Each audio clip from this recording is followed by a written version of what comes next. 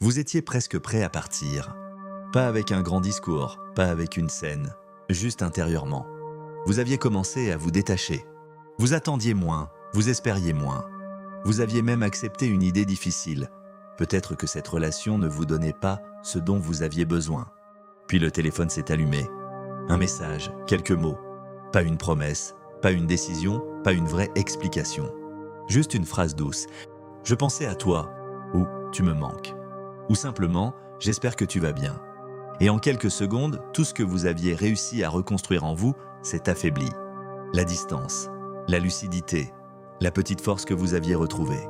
Tout cela a été touché par une phrase. Pas parce que cette phrase était immense, mais parce qu'elle est arrivée au moment exact où vous commenciez à partir. Et c'est là que le piège commence. Il ne vous donne pas assez pour construire quelque chose de vrai, mais il vous donne juste assez pour que vous restiez. Une miette d'attention peut paraître minuscule de l'extérieur. Mais quand vous avez faim depuis longtemps, une miette peut ressembler à une promesse. Ce n'est pas le message qui vous piège, c'est le cycle. Il s'éloigne, puis il revient. Il devient froid, puis il redevient doux. Il disparaît, puis il réapparaît juste assez pour rallumer l'espoir. Et vous restez.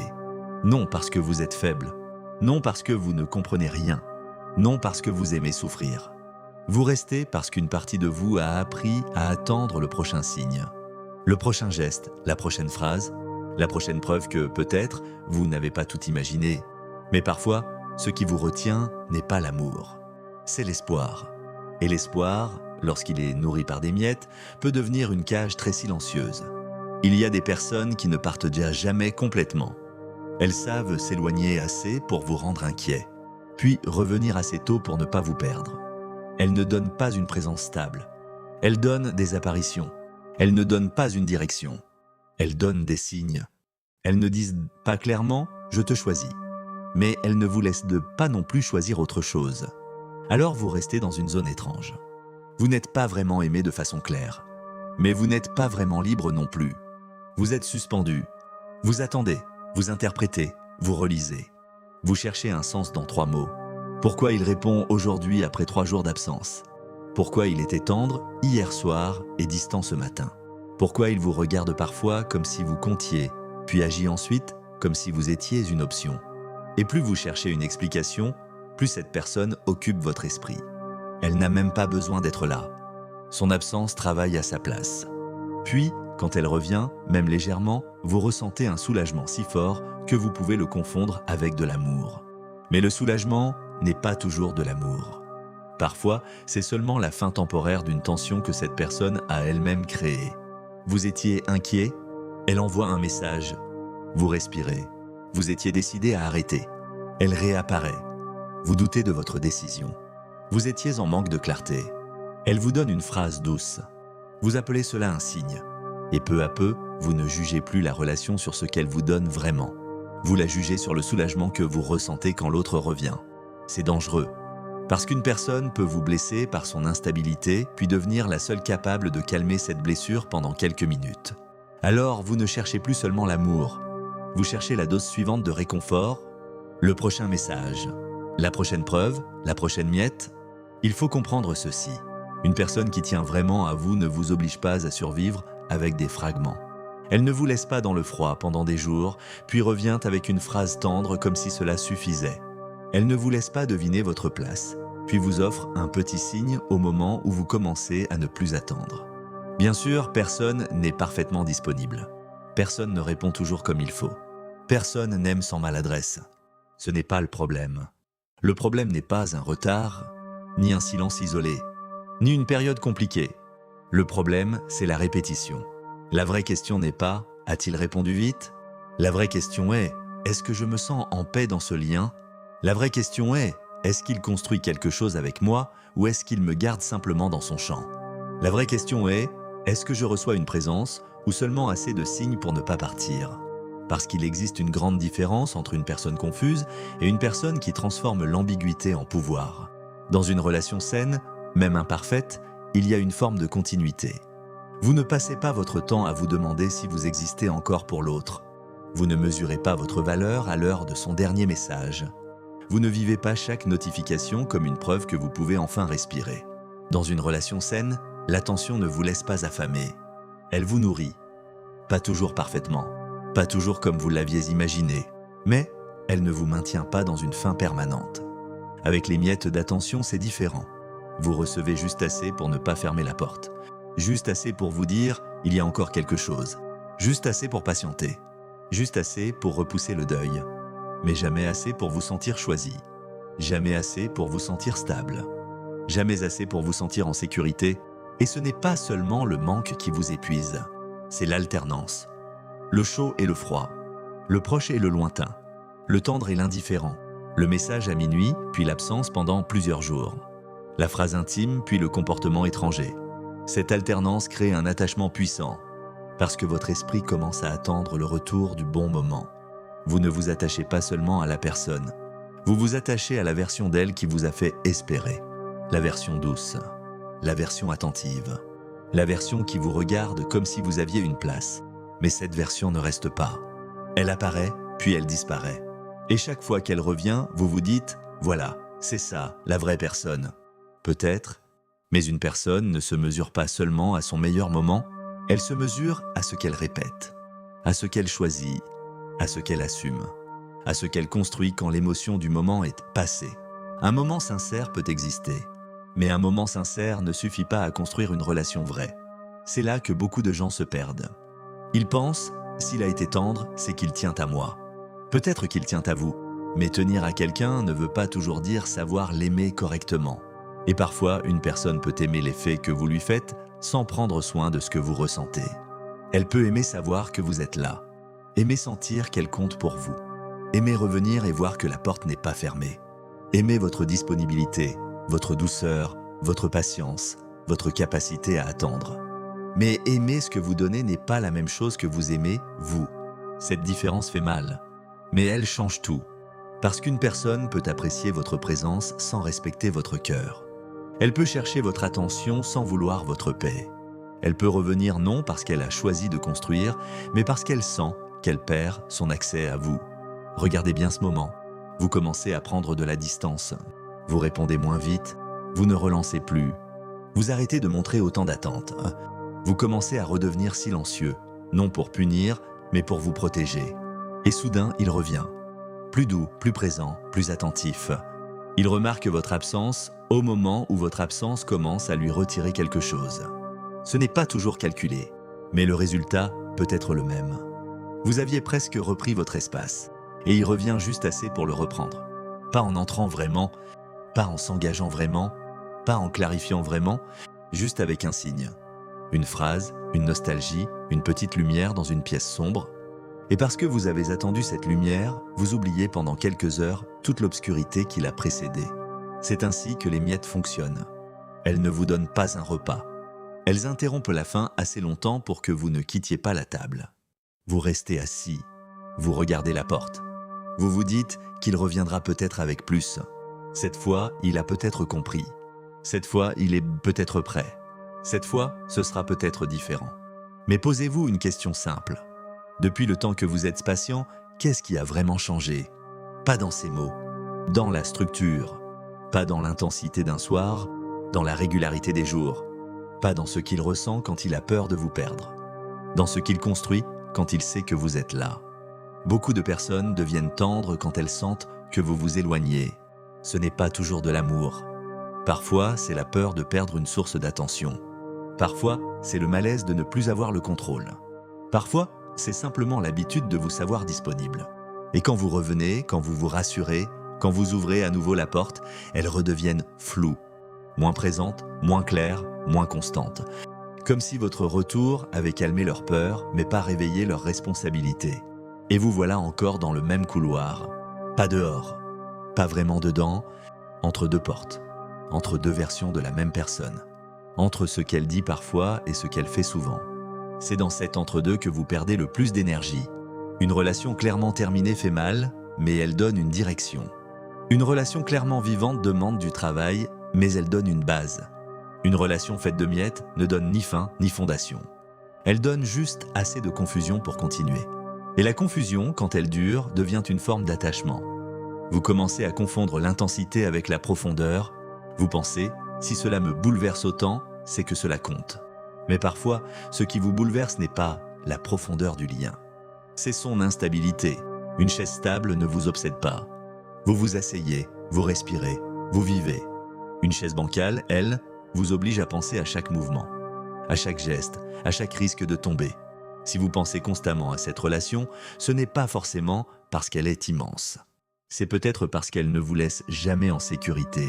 Regardez les signes. Il vous écrit quand vous cessez de le faire. Il devient doux quand vous devenez distant. Il donne une phrase tendre, mais pas de clarté. Il parle de manque, mais pas d'engagement. Il évoque le passé, mais ne construit pas le présent. Il vous demande comment vous allez, mais ne reste pas assez longtemps pour vraiment l'entendre. Il vous fait sentir spécial pendant quelques minutes, puis vous remet dans l'attente pendant des jours. Il laisse toujours une porte entrouverte, jamais assez ouverte pour entrer, jamais assez fermée pour partir. Et vous vous habituez à cette porte.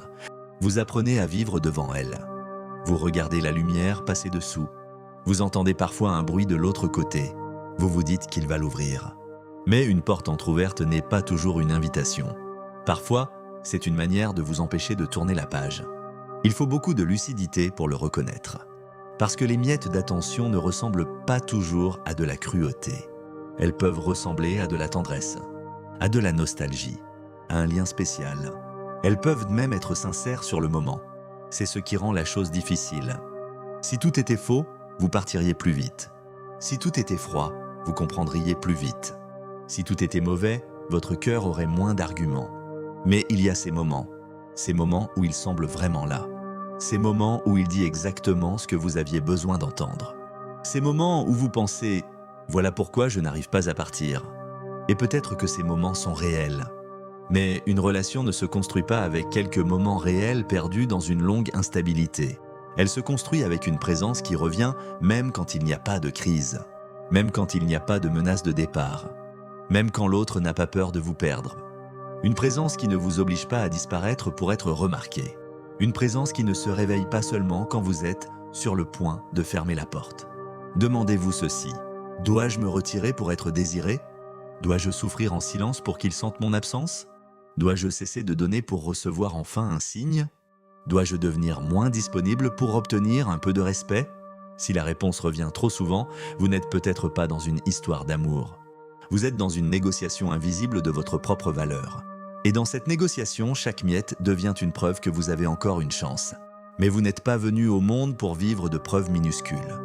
Vous n'êtes pas là pour mesurer votre valeur à une notification.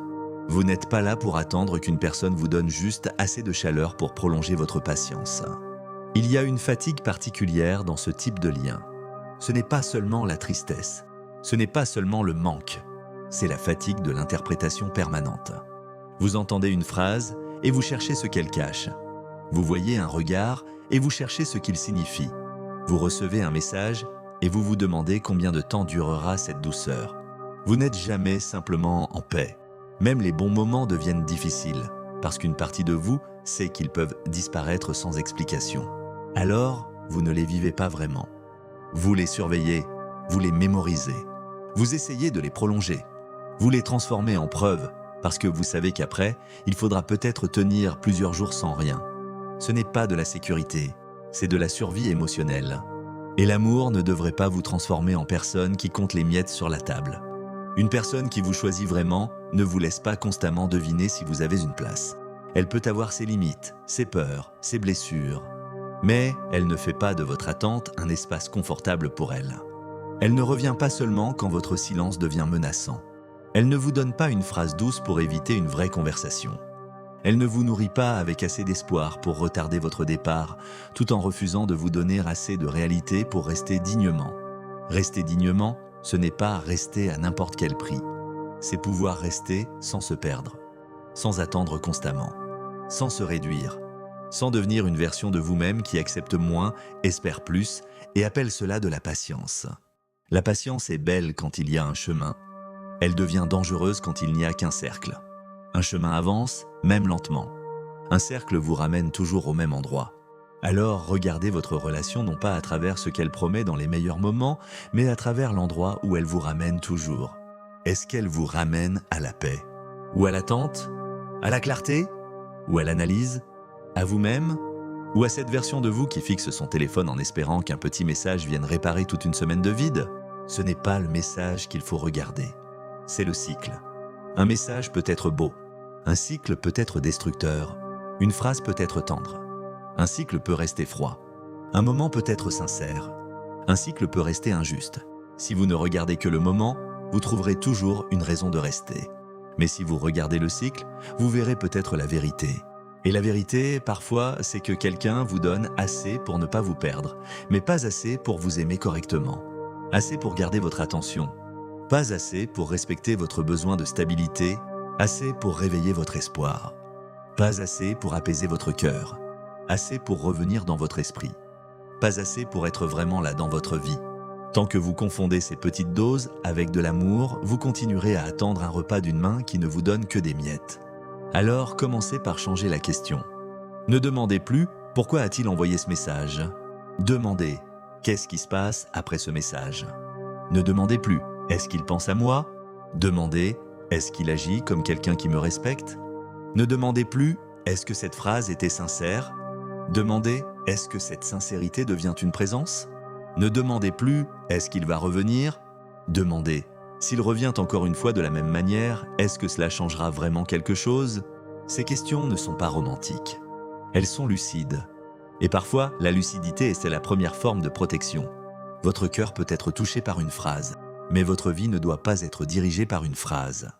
Votre cœur peut trembler devant un message, mais votre dignité ne doit pas dépendre d'une notification. Vous avez le droit de demander autre chose que de l'espoir. Vous avez le droit de demander de la clarté, de la régularité, de la présence, du respect, pas comme une exigence excessive, comme une base.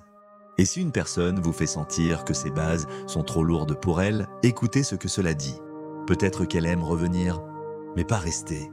Peut-être qu'elle aime être désirée, mais pas être responsable. Peut-être qu'elle aime savoir que vous êtes là, mais pas assez pour apprendre à être là pour vous. Ce constat fait mal, parce qu'il vous oblige à lâcher non seulement la personne, mais aussi la version d'elle que vous aviez espérée. Vous ne perdez pas seulement quelqu'un, vous perdez une possibilité, l'idée que, si vous attendiez encore un peu, les miettes deviendraient enfin quelque chose de solide. Mais les miettes ne deviennent pas un repas parce que vous avez faim. Elles restent des miettes, même si vous les regardez longtemps, même si vous les excusez, même si vous les rassemblez dans votre mémoire pour leur donner plus de poids. C'est dur à admettre, mais c'est aussi libérateur. Le jour où vous cessez d'appeler cela de la patience, vous récupérez votre énergie. Le jour où vous cessez d'appeler cela un lien profond, vous voyez peut-être que ce n'était qu'une alternance de manque et de soulagement. Le jour où vous cessez de regarder chaque message comme une preuve, vous pouvez enfin regarder votre fatigue comme une information. Votre fatigue vous parle. Votre anxiété vous parle. Votre confusion vous parle. Votre corps qui se tend quand le téléphone sonne vous parle. Votre soulagement excessif quand il revient vous parle aussi. Tout cela ne prouve pas forcément que l'autre est mauvais. Mais cela montre que le lien tel qu'il existe vous coûte trop. Et parfois, vous n'avez pas besoin de prouver que l'autre a voulu vous manipuler pour reconnaître que vous êtes en train de vous perdre. Vous n'avez pas besoin d'un procès parfait pour vous protéger. Vous n'avez pas besoin de tout comprendre. Vous n'avez pas besoin de savoir s'il fait exprès, s'il a peur, s'il est perdu, s'il vous aime à sa façon. Toutes ces questions peuvent devenir un labyrinthe. La question la plus importante est plus simple. Est-ce que cette relation me rend plus vivant ou plus dépendant d'un signe ? Est-ce qu'elle m'ouvre ou est-ce qu'elle me rétrécit ? Est-ce qu'elle me donne une place ou est-ce qu'elle m'apprend à attendre devant une porte entr'ouverte ? Si vous devez constamment attendre la prochaine miette pour croire encore au lien, alors ce lien ne vous nourrit pas. Il vous maintient. Et être maintenu n'est pas être aimé. Il y a une différence entre quelqu'un qui vous garde et quelqu'un qui vous choisit. Celui qui vous garde vous donne juste assez pour ne pas vous perdre. Celui qui vous choisit vous donne assez de clarté pour respirer. Celui qui vous garde revient quand vous partez. Celui qui vous choisit reste aussi quand vous êtes là. Celui qui vous garde entretient le manque. Celui qui vous choisit construit la paix. Et au fond, vous sentez souvent la différence. Dans votre poitrine, dans cette tension avant de répondre, dans cette hésitation avant d'espérer, dans cette petite voix qui dit « Tu es déjà revenu ici ». Ce n'est pas de la paranoïa. C'est peut-être votre mémoire émotionnelle qui reconnaît le cycle. Alors, la prochaine fois qu'un message arrive au moment exact où vous étiez prêt à partir, ne vous interdisez pas de ressentir quelque chose. Vous êtes humain. Bien sûr qu'une phrase douce peut vous toucher. Bien sûr qu'un souvenir peut vous faire vaciller. Mais avant de retourner dans l'attente, respirez. Ne regardez pas seulement les mots. Regardez ce qui les précède.